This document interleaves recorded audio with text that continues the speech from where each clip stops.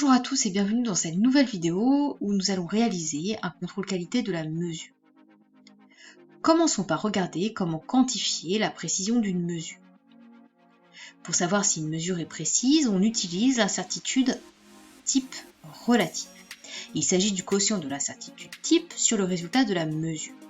Elle est souvent exprimée en pourcentage et plus elle est faible, plus la mesure est précise. Lors d'un contrôle d'alcoolémie sur la route, le conducteur doit souffler dans un ballon ou un boîtier. Si l'air expiré contient de l'éthanol, celui-ci est détecté à l'aide d'un test colorimétrique. Le taux d'alcool du premier conducteur est de 0,60 plus ou moins 0,01 mg par litre. Il s'agit de la concentration en masse d'alcool par litre d'air expulsé. Pour le deuxième conducteur, le taux d'alcool est de 0,05 plus ou moins 0,1 mg par litre. L'incertitude type relative est égale à 0,02 pour le premier conducteur, soit 2%. Il s'agit d'une mesure précise. Pour le second conducteur, l'incertitude type relative est de 0,2, soit 20%. La mesure n'est pas précise. Nous venons de voir que plus l'incertitude type est faible et plus la mesure est précise. La mesure la plus précise est celle effectuée pour le premier conducteur. Pour information, en France, il est interdit de conduire avec un taux, c'est-à-dire une concentration en masse d'alcool dans le sang supérieure à 0,50 g par litre, soit 0,25 mg d'alcool par litre d'air expulsé. Intéressons-nous maintenant aux critères d'acceptabilité du résultat d'une mesure, c'est-à-dire comment vérifier si la mesure réalisée en TP est compatible avec la valeur de référence. Mais qu'appelle-t-on valeur de référence ? On appelle valeur de référence une valeur mesurée par une méthode de référence, c'est-à-dire par une méthode scientifiquement jugée comme étant supérieure à toute autre. Par exemple, pour le taux d'alcoolémie, la mesure réalisée par une analyse de sang étant plus précise que celle réalisée avec un éthylomètre, elle sera considérée comme la valeur de référence. Attention à ne pas confondre la valeur normale et la valeur de référence.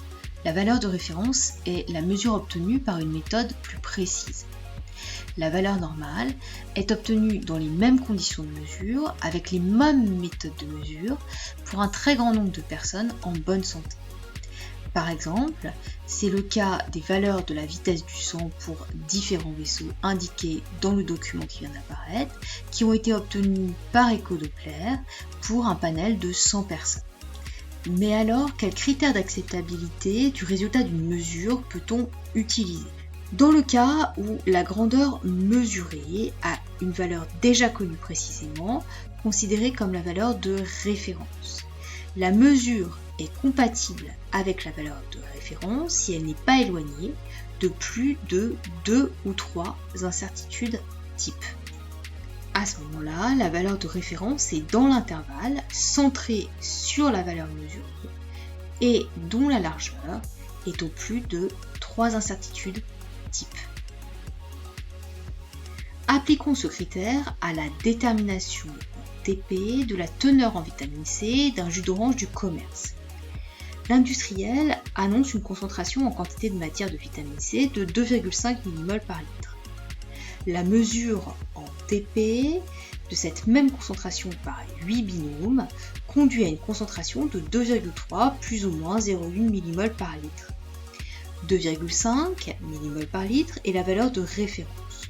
On suppose en effet que l'industriel a mesuré la concentration en vitamine C du jus d'orange qu'il vend à l'aide d'une mesure plus précise. Plaçant sur un axe gradué en millimol par litre la valeur de référence et la valeur mesurée. On représente centré sur la valeur mesurée l'intervalle correspondant à une incertitude type, à 2 incertitudes type, à 3 incertitudes type. On voit que la valeur de référence appartient à l'intervalle de 3 incertitudes type autour de la valeur mesurée. Comme la valeur mesurée n'est pas éloignée de plus de 2 ou 3 incertitudes type de la valeur de référence, elle est compatible. Supposons maintenant que 8 autres groupes d'élèves aient obtenu une concentration de 2,1 plus ou moins 0,1 mmol par litre. Cette mesure est-elle compatible avec la valeur de référence? Si l'on dessine un intervalle de une incertitude type centrée autour de cette nouvelle valeur mesurée, deux incertitudes type, trois incertitudes type, on voit que la valeur de référence n'appartient pas au dernier intervalle dessiné d'une largeur de trois incertitudes type. On peut donc dire que la valeur mesurée n'est pas compatible avec la valeur de référence. Alors dans ce dernier cas où la mesure n'est pas compatible avec la valeur de référence, qu'est-ce que l'on peut dire? On peut dire qu'il est possible que l'incertitude type ait été sous-estimée ou qu'une source d'incertitude ait été oubliée. Il est possible que l'expérience n'ait pas été correctement réalisée ou encore que la mesure annoncée par l'industriel soit fausse. Donc, dans ce dernier cas, il faut remettre en cause le protocole ou la valeur mesurée. Alors, que devez-vous retenir dans cette capsule? Plus l'incertitude relative est faible et plus la mesure est précise. La mesure est compatible avec la référence si elle n'est pas éloignée de plus de 2 ou 3 incertitudes types.